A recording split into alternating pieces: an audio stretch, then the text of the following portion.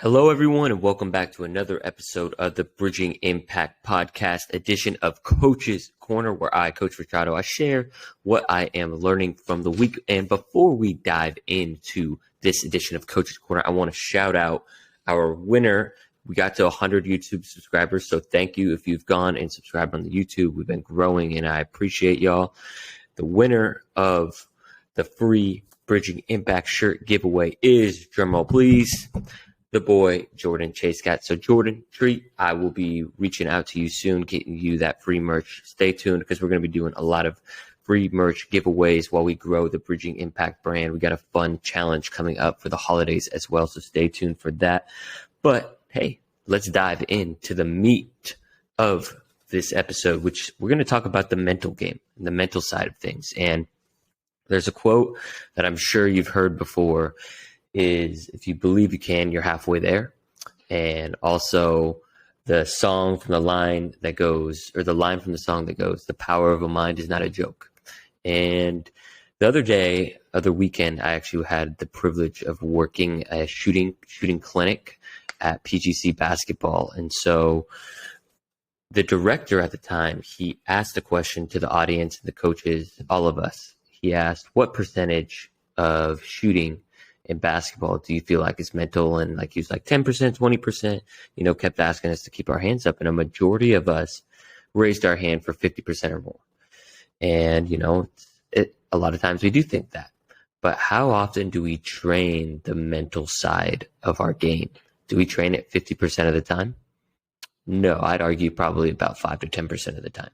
And for many of you listening, you may be youth sports coaches. And I do think the mental game takes, like, each level is the mental level takes, especially once everyone knows tactics and is similar skill and athleticism, that's when the mental side of the game really comes into play.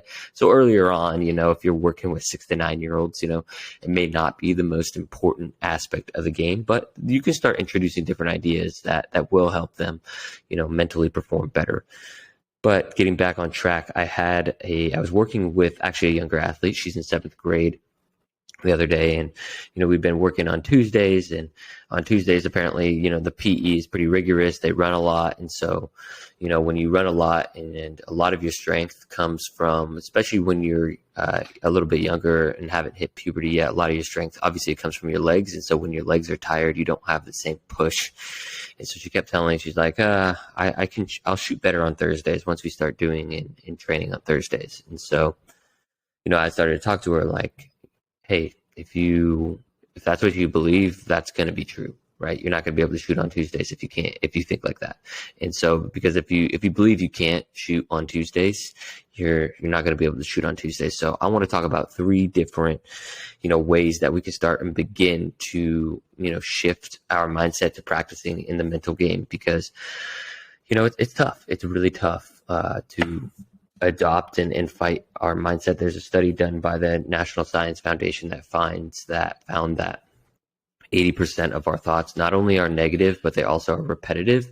So if 80% of our thoughts are negative and repetitive, we're fighting against our own computer within our own selves, right? And so that's where a lot of the mental game kind of comes in and works to acknowledge that and not necessarily diminish it, but just really like recognize that's what is oftentimes going up inside of our heads. So with that being said, I'm going to go through, 3 different, kind of tips, thoughts, and activity to do for each of them. So the first, kind of number 1 tip is just watching your thoughts. And instead of like believing that all of your thoughts are true, watching them like clouds going through your mind or bubbles, and you can just pop them, because that's something that I've been trying to do. And for the longest time, I took my thoughts so seriously. And I think that ends up, whether they're positive or negative, sometimes you can, get yourself out of the moment and start believing what your mind is always telling you. But the first step is really just to watch it and see what thoughts, and start to notice some of the patterns. Am I thinking on Tuesdays I can't shoot? Right? Or am I thinking on Thursdays, I'm going to be a great shooter? And just recognizing that, and then seeing, actually end up being a really good shooter on Thursday, but that's because I'm believing that I can be a great shooter on Thursday. And a great activity you can do with this is meditating. That's something that's been really helpful for me, and it may look different for everyone. Meditating isn't for everyone, right? Sometimes it's a little boring to sit down, but for me, I've noticed a big difference. I got back into it since I moved here to the West Side, and been trying to meditate, like 3 to 5 times a week, depending on the week, and just like watch my breath essentially for 10 minutes at a time. It strengthens concentration, but it also like gives you an opportunity to, observe your mind instead of like being like fully committed to the mind and the thoughts. It's just like, okay, I'm just watching these thoughts come and go. So that's been really helpful for me. The number 2 tip I have is just asking yourself, are these thoughts true? Number 1, and are these thoughts helpful? There's not a lot of like very like defined truths, right? Like saying I can't shoot on Tuesday, that's not a truth. That's an opinion, right? Like, and saying I can't shoot after I run X amount of miles, that's not a truth, right? That's an opinion. There's no scientific data that says, it may be more challenging to shoot because you have to use more muscle, but oftentimes the mind gives up before the body. So asking yourself, are these thoughts true? Are these thoughts helpful? Because like I said earlier, like 80% of our thoughts are designed to be negative and repetitive. So if they're constantly negative and repetitive, then we need to ask ourselves, are these true? And a good exercise for this is journaling. And it doesn't have to be, for like 20 minutes. You can ask yourself 5 minutes. You just pop out, a little journal like this or something, and ask yourself, what thoughts have been repetitive throughout the day. And, let's stick with the shooting, example. Let's say it's Tuesday. I keep telling myself I can't shoot on Tuesdays. Okay. Is this true? Number 1. And then number 2, is this not helpful? I mean, oftentimes it's not helpful. So we want to make sure that we're developing habits inside of our mind that are helpful for us as athletes. And that's one of our responsibilities as parents, as coaches, is to help our athletes become, help themselves like with their self-talk. And so I also believe it begins with us. Like we have to start believing that ourselves and practicing that and implementing that and then passing that over and sharing our own personal experience. Right. So yesterday I was working with a different athlete, and, she was missing a couple shots in a row, and she started slumping her body language. And I was just like, hey, like the next shot is going in. You have to like really believe that. And I just went and I gave her an example. I was just like, I missed like 4 or 5 shots in a row, but I kept like the same body language like I had made 4 in a row. So that's just, that's so powerful. It's just asking whether it's true or helpful, and then journaling it down and making sure that you're kind of building a habit of asking yourself whether it's really true or helpful. And then the last one is, how can you tell yourself a new story? And so I'm going to give an example of one of the greatest shooters of all time. And no, it's not Steph Curry, but it's his buddy, Klay Thompson. And for those of you that are like super basketball fans or sports fans, you maybe have heard of this, of like Game 6 Klay. And Game 6 Klay truly believes that he is going to ball out on Game 6. And it may have been, I don't know quite the origin story. Maybe he went off on one Game 6 and then he just started to believe it. But he really believes every Game 6 that he is going to ball out.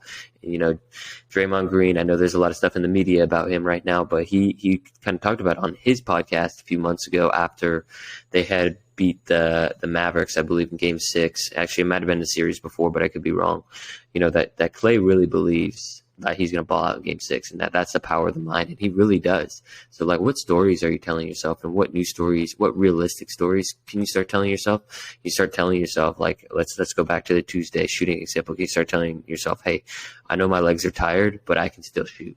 Right. And just being repetitive with it. And so the activity for that is just like reminders to self, like I can shoot on Tuesdays, even though my legs are tired. I can. Right. And just being like really repetitive. And I know it sounds super cheesy, and it's not always about like being unrealistic with the reminders yourself. You're not going to say, I'm going to shoot my best. Right. But you're going to still say, I'm going to shoot well on this day. I'm going to, like it begins upstairs. And if you believe you can, you really are halfway there. So again, I appreciate y'all for helping me get to 100 subscribers, and please give me feedback on the content. What do you like about it? What are you taking away with the interviews on Wednesdays, and then Fridays, me sharing my thoughts. How can I become a better creator? Is it the audio? I just want to make sure I'm improving and really helping, youth sports coaches and parents, and really bridging the impact to the next generation of athletes, because I believe that, sports has the power of really, truly transforming lives. And I want sports to be more accessible to people, and I want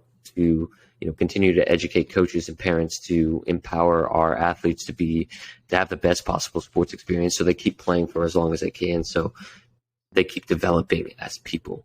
And I really, truly believe that. So again, I appreciate y'all and y'all's support.